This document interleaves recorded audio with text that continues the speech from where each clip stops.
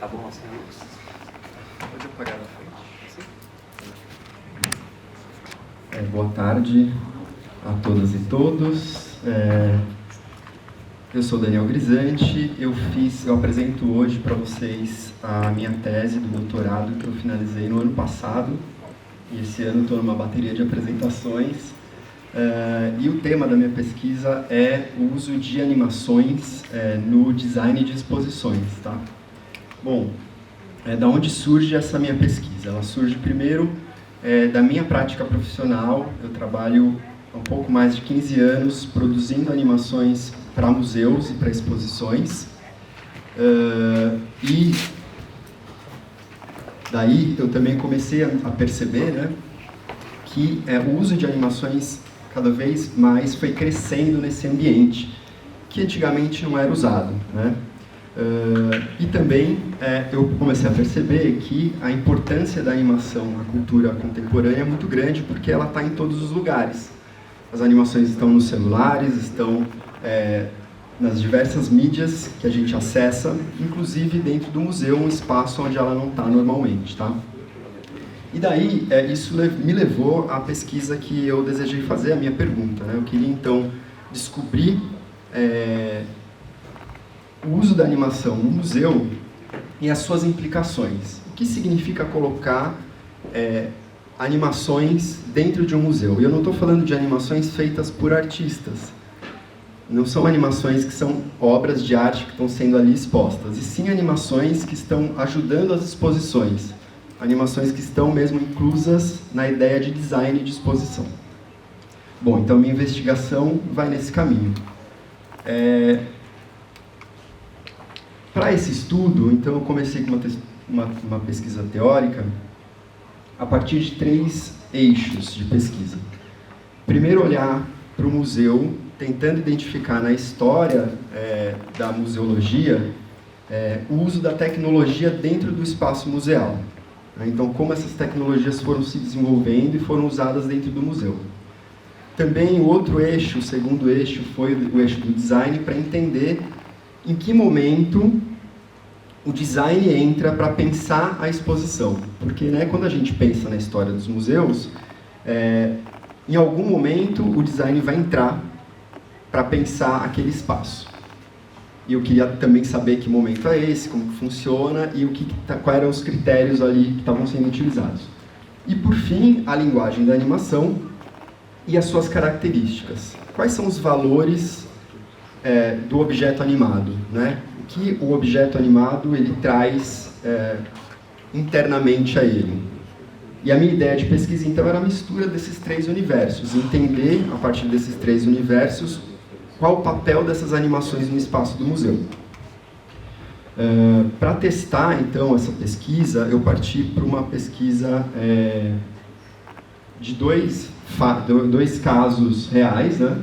Que é o Museu da Imigração, aqui do estado de São Paulo, que é um museu que eu participei do processo de construção das animações do projeto inteiro. E o outro é o Museu da Língua Portuguesa, que é um projeto que eu não participei, né? Então eu quis pegar 2 projetos, um que tinha um envolvimento direto meu e o outro que não tinha. E para estudar então como as animações estavam operando ali dentro desses museus.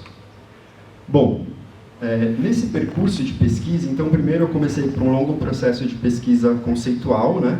E fiz algumas descobertas que vão me ajudar posteriormente a estudar essas animações. Primeira descoberta da minha pesquisa, né, uma descoberta pessoal ali, teórica, é que os museus de ciência, tecnologia e técnica, eles têm uma base pedagógica.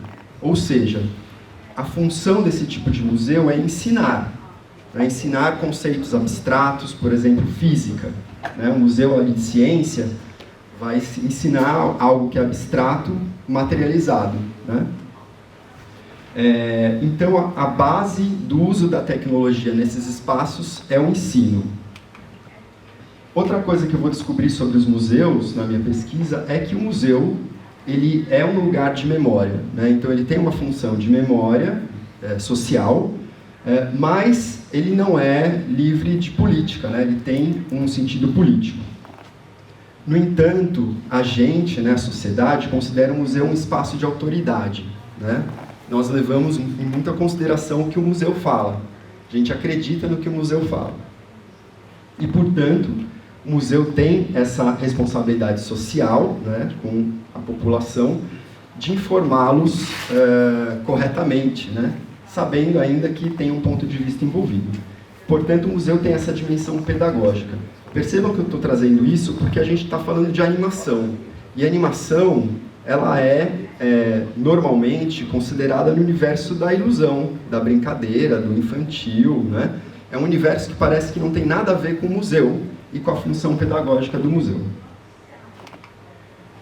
Bom, nisso também, eu levantei algumas hipóteses para entender o porquê que essas animações estavam sendo usadas por muitos museus, e esses museus eram muito populares, né? Museus que, pelo menos aqui no Brasil, filas e filas para acessá-los.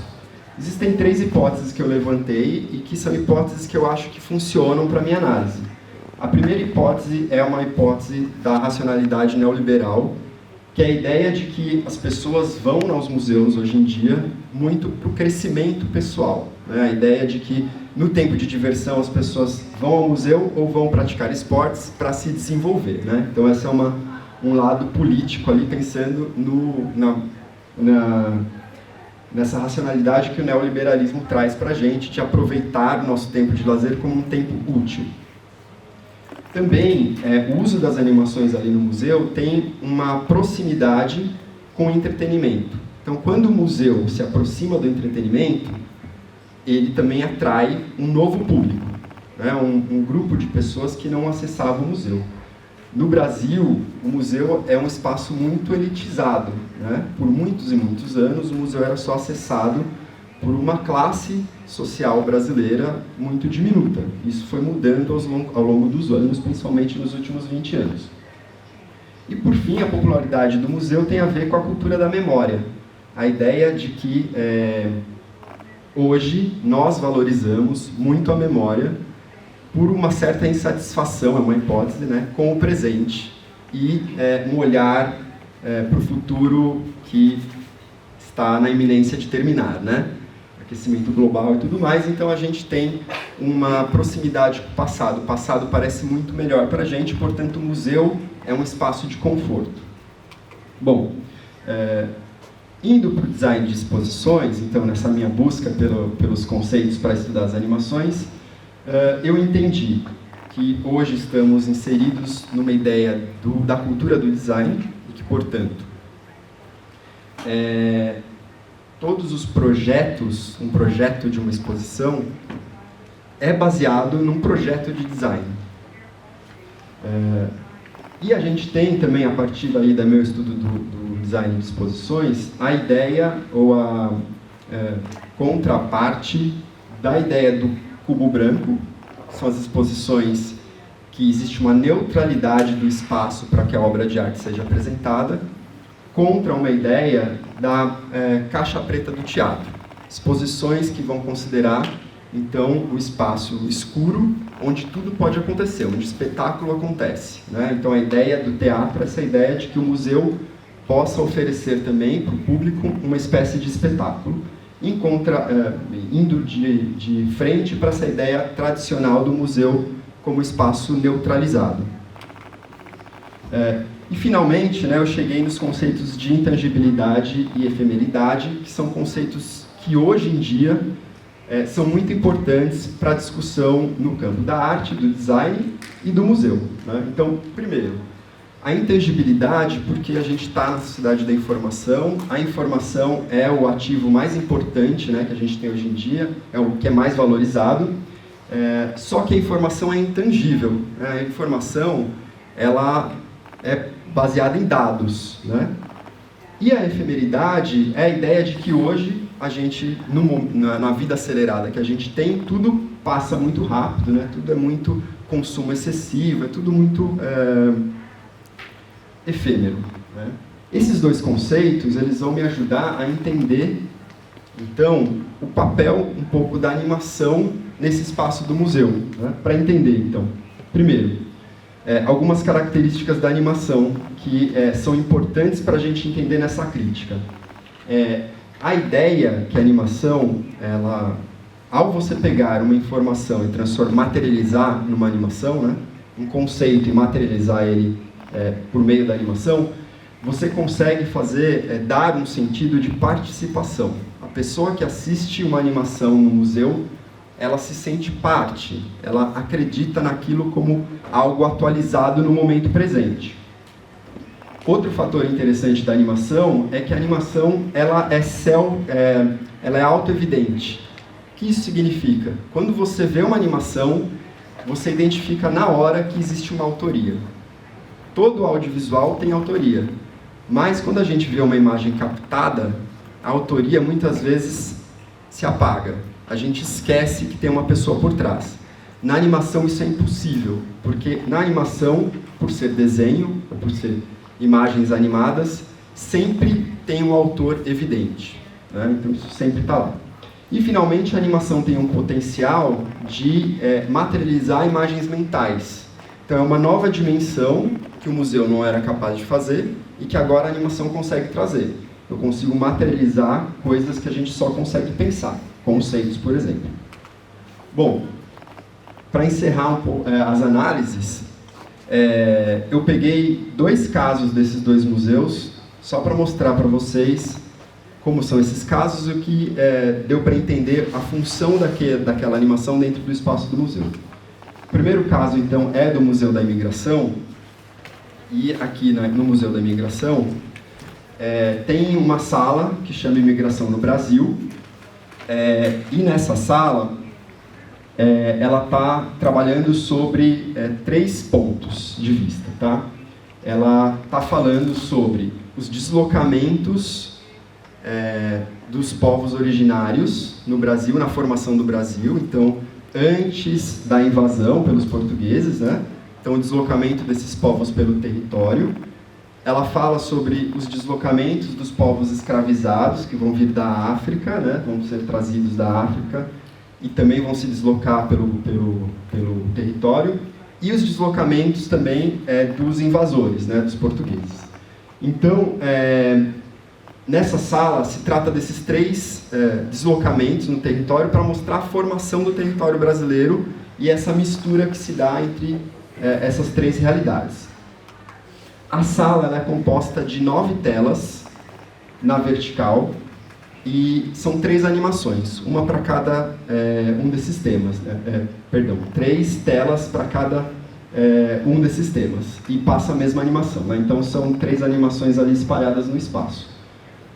Essa sala é uma sala escura, a gente vê o prédio do museu lá no fundo, né? Passa uma luz, e ela tem o áudio direcionado, né? Então o visitante entra no espaço de exposição, ele consegue ficar na frente da tela e assistir aquele assunto. Percebam vocês então que já essa ideia de mistura, né, desses povos já está no conceito do próprio cenografia do espaço e o próprio fluxo das pessoas no espaço. Aqui são algumas das telas dessas animações, para que vocês tenham ideia do que eu estou falando. Infelizmente eu tinha uma imagem muito ruim em vídeo para trazer para vocês, então eu trouxe imagens que eu consegui melhores. São animações feitas com ilustrações, gravuras e, em alguns casos, fotografias, né? Principalmente dos escravizados, tinham bastante registro fotográfico. E essas ilustrações são todas animadas, né? É tudo animado, tudo em movimento. Bom, qual que é o efeito dessa sala, né, no público visitante? Então, a gente tem uma ideia de instalação fragmentada. O visitante entra naquele espaço e ele escolhe o que ele vai assistir, e como são animações longas, ele costuma não assistir toda a animação, ele assiste partes daquelas animações, ele vai fluindo ali no espaço pelos seus interesses. Então, tem uma liberdade, uma suposta liberdade ao visitante naquele espaço. O espaço tem uma motivação didática, né, porque ele está mostrando partes da história do Brasil. E ali é importante, por ser evidentemente uma animação, ele tem uma autoevidência da autoria do museu. Aquela ideia de formação do Brasil é a ideia do museu. O museu acha, né, no ponto de vista do museu, que o Brasil foi formado daquela forma, né, daquele modo. Tá? Então, essa é a função da animação nesse espaço e essas são as estratégias utilizadas ali. E, para finalizar, uma instalação do Museu da Língua Portuguesa, que é essa sala de projeção mapeada, animações mapeadas no teto do museu. A experiência começa com uma sala de projeção, onde você assiste um filme e, ao final do filme, a projeção sobe, a tela sobe e abre um vão, e o público passa por esse vão, e o público vai chegar num espaço com um pé direito muito alto, que a gente vê o teto do lugar, do museu, né? O teto original é um prédio histórico da estação de trem aqui de São Paulo.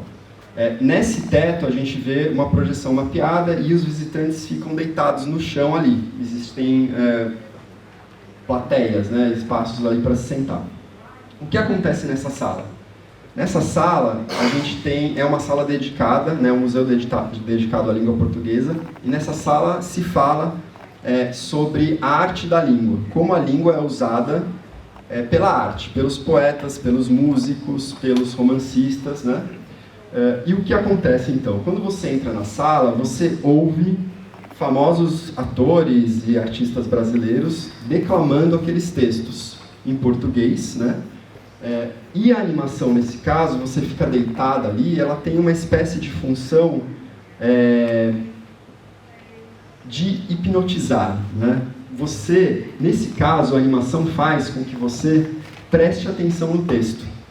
Aquele áudio, né, aquelas vozes das pessoas falando os textos para a gente, elas se tornam mais potencializadas porque a imagem, ela chama a nossa atenção, mas ela não está explicitamente explicando nada do texto, né?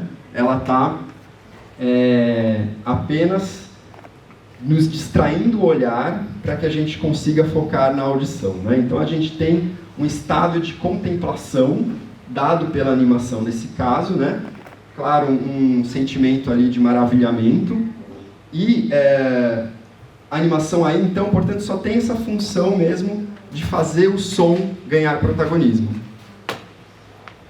Esse é só um pedaço da minha pesquisa, eu estudei todas as animações dos museus, né? E só para finalizar mesmo agora, de fato, então essa ideia de materializar os assuntos das exposições, né, os documentos, as informações, é um caminho que a animação traz para o espaço museal e para o design de exposições, né? Então a gente tem, respeitando a dimensão educativa do museu. Então a animação ela consegue ser educativa, mas ela consegue levar a certos lugares que tem muito a ver com a efemeridade e a intangibilidade que a gente tem na sociedade atualmente. É isso aí, gente. Obrigado. Se vocês tiverem perguntas, depois podem me acessar pelos canais.